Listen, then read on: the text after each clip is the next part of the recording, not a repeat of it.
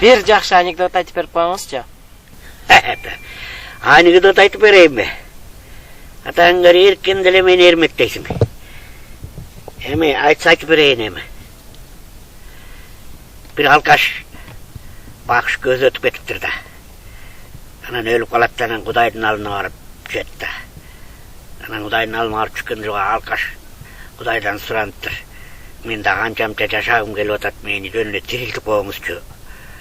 Өзүм эле жашоому барайынчы.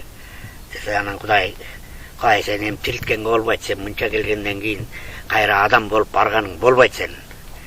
Сени бир тирилтсем мен тоок кылып тирилтем дейт да. Анан бакыш тиги ары ойлонот, бери ойлонот, эмне кылсам эми тоок болсом деле кете берейинчи деп анан бакыш. Ошо менен тоок кылыптыр, барса эле бир ушундай колунда бар кишинин тооканасына түшкөн го дейм.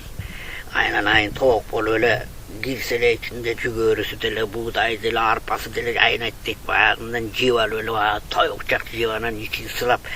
Анан эми тойгондон кийин билесиң да, эмне кыларын билбей баягы ичи ооруп, анан мындай кичине ыйынса эле томолок сон жумуртка чыгыптыр да. Ой деп сүйүнүп баягы. Чыргал турбайбы таңыр, бuyakta ыйынсаң жумуртка чыгат турбайбы. Анан кайра жемден жеп, жүгөрдөн жеп, дагы ыйынса жакшынакай бир жумуртка чыгат.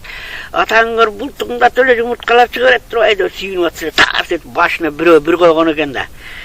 Ойгонуп кетсе маңдайында аялы, өлүмдү көрөйүн, төшөктүн баарын пылжыратып ит кылдың чыгышкы деп.